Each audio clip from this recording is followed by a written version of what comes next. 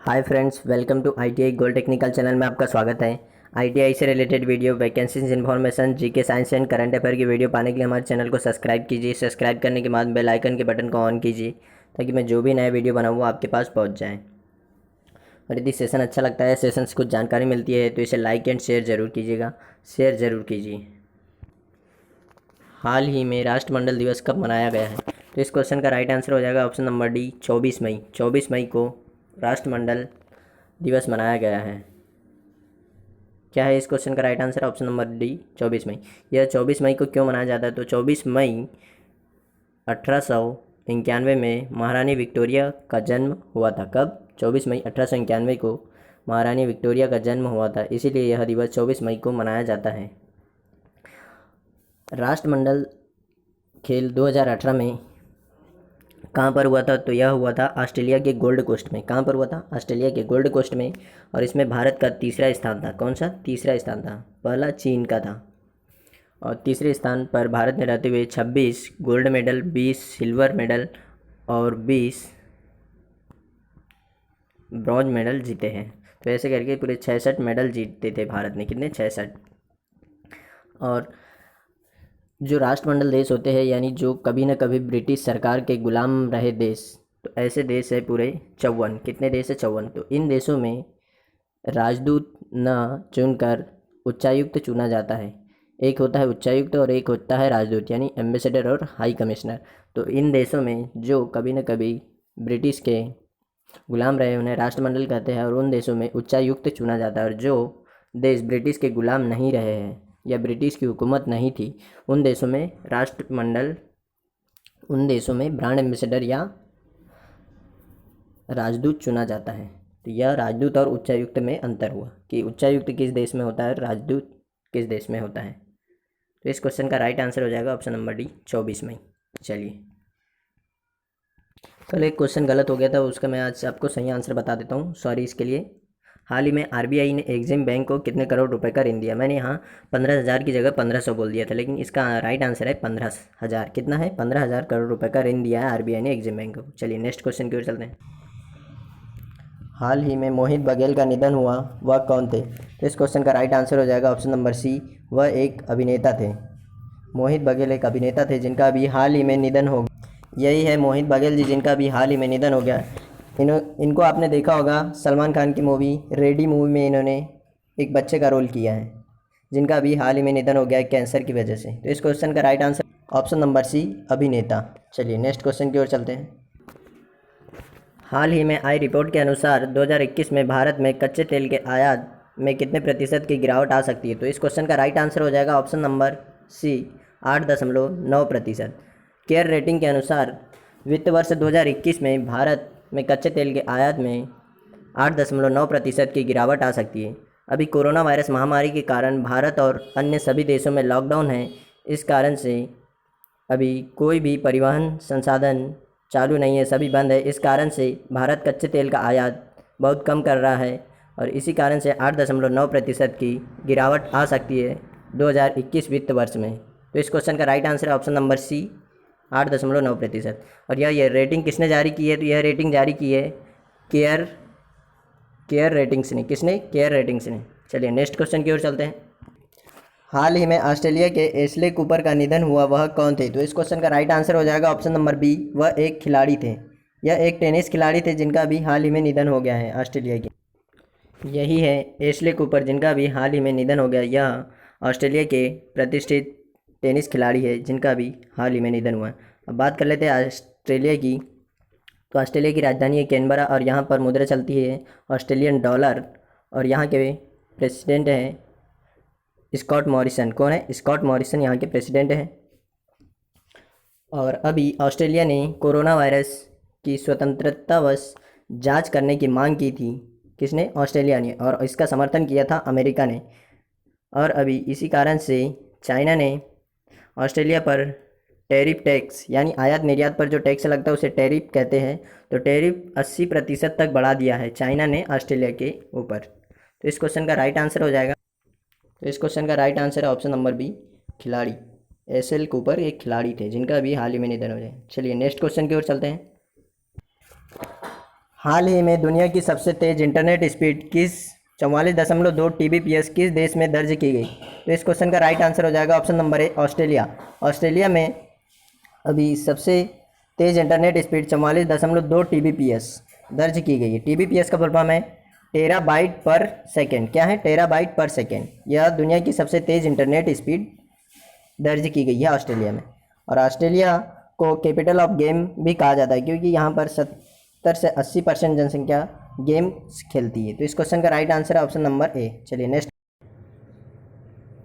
हाल ही में भारत और बांग्लादेश के बीच कितने पोर्ट ऑफ कॉल बंदरगाह जोड़े गए?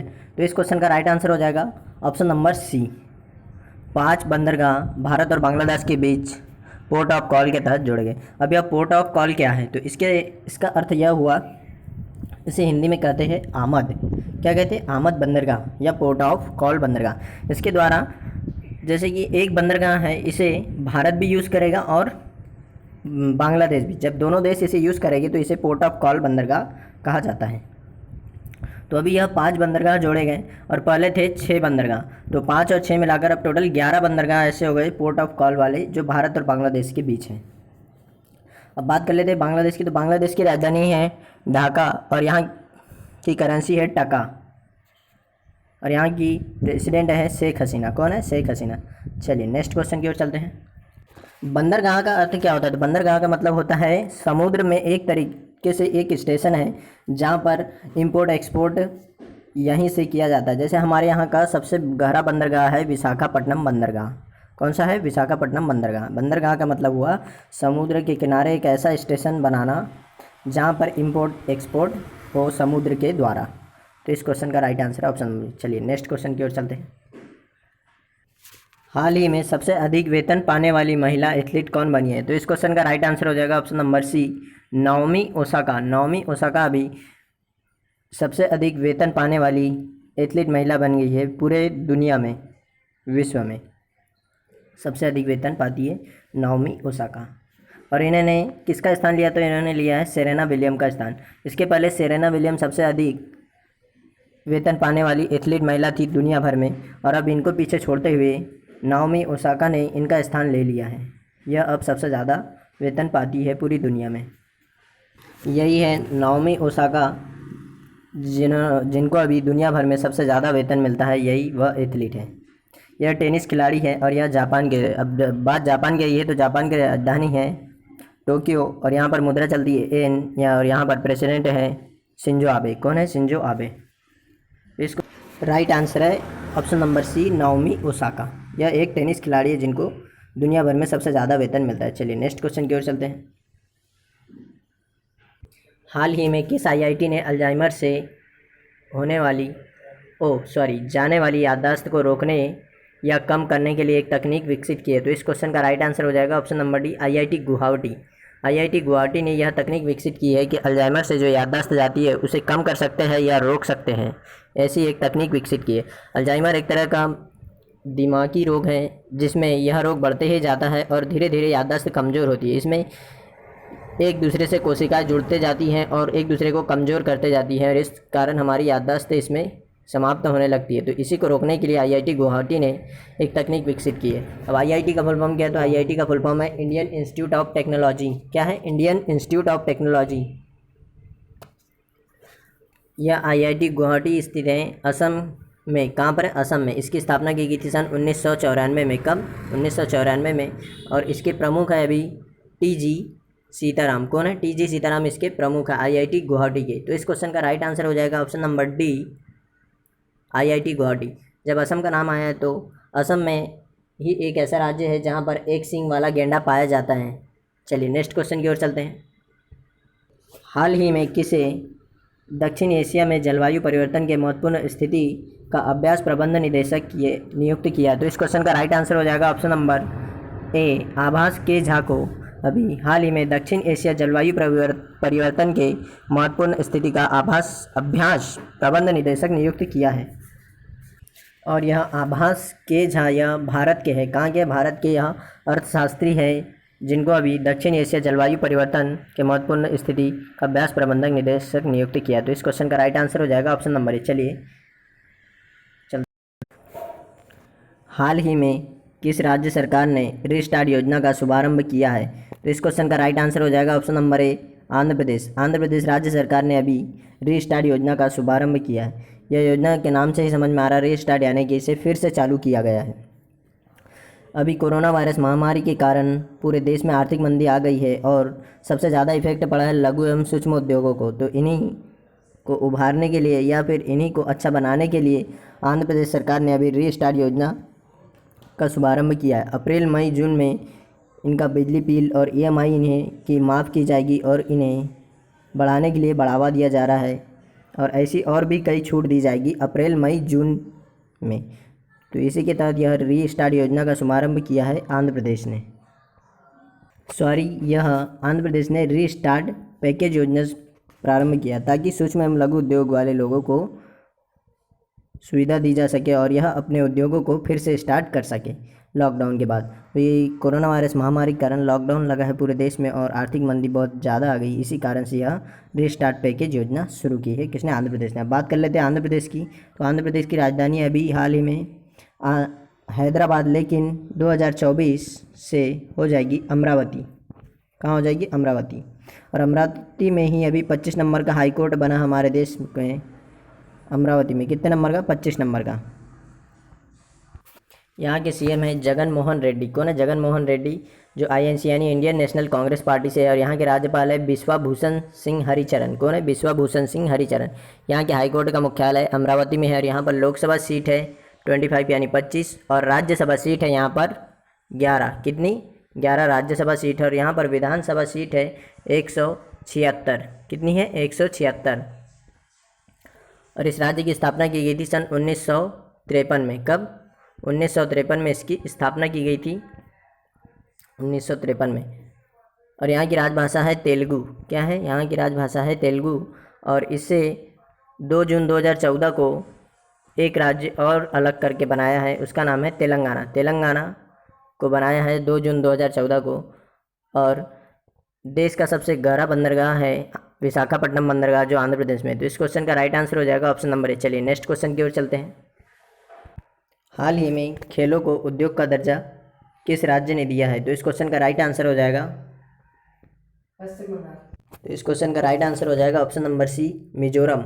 मिजोरम ने अभी हाल ही में खेलों को उद्योग का दर्जा दिया है, यानी कि अब जो कंपनियां हैं यह जैसे उद्योगों में निवेश करती हैं निजी कंपनियां, वह अब खेल में भी जैसे स्टेडियम बनाना, ग्राउंड बनाना या ट्रैक बनाना, खेल से संबंधित जो भी सुविधा है उनके लिए निवेश कर सकती है मिजोरम राज्य में। तो अभी यह मिजोरम राज्य ने यह उद्योग का दर्जा दिया है खेलों को। ऐसा पहली बार किया है इस राज्य ने, ताकि खेल की सुविधा को आसानी से और ज़्यादा अच्छे से अच्छा बढ़ाया जा सके और एथलीट या खिलाड़ियों को अवसर मिल सके खेलने के लिए, इससे उन्हें बढ़ावा मिलेगा। इसीलिए यह खेलों को उद्योग का दर्जा दिया है किसने? मिजोरम राज्य ने। बात कर लेते हैं मिजोरम की। तो मिजोरम की राजधानी आइजोल। यहाँ के चीफ मिनिस्टर है जोरामथंगा। कौन है? जोरामथंगा, जो मिजो नेशनल पार्टी से हैं। और यहाँ के राज्यपाल है PS श्रीधरन पिल्लई। कौन है? PS श्रीधरन पिल्लई यहाँ के राज्यपाल हैं। और यहाँ पर हाई कोर्ट का मुख्यालय है असम के गुवाहाटी में। और यहाँ पर लोकसभा सीट है 1 और राज्यसभा सीट है 1। और यहाँ पर विधानसभा सीट है 40। कितनी है? 40 विधानसभा सीट है। और इस राज्य की स्थापना की गई थी 1972 में। कब की गई थी? 1972 में। और यहाँ की राजकीय भाषा है मिजो, हिंदी और अंग्रेजी यहाँ की राजकीय भाषा है। तो इस क्वेश्चन का राइट आंसर हो जाएगा ऑप्शन नंबर सी, मिजोरम। चलिए आज का सेशन यहीं समाप्त होता है। यदि आपको सेशन अच्छा लगा हो या सेशन से कुछ जानकारी मिली हो तो इसे लाइक एंड शेयर कीजिए। शेयर ज़रूर कीजिएगा। जो बच्चे कंपटीशन की तैयारी कर रहे हैं उन्हें इसके द्वारा आसानी होगी पढ़ने से और सभी को इम्पोर्टेंट क्वेश्चन इसमें बताए जाते हैं। यदि आप हमारे चैनल पर नए हों तो इसे सब्सक्राइब कीजिए। सब्सक्राइब करने के बाद बेल आइकन के बटन को ऑन कीजिए ताकि मैं जो भी नया वीडियो बनाऊँ आपके पास पहुँच सके। Thank you watching for my video. मिलते हैं नेक्स्ट से।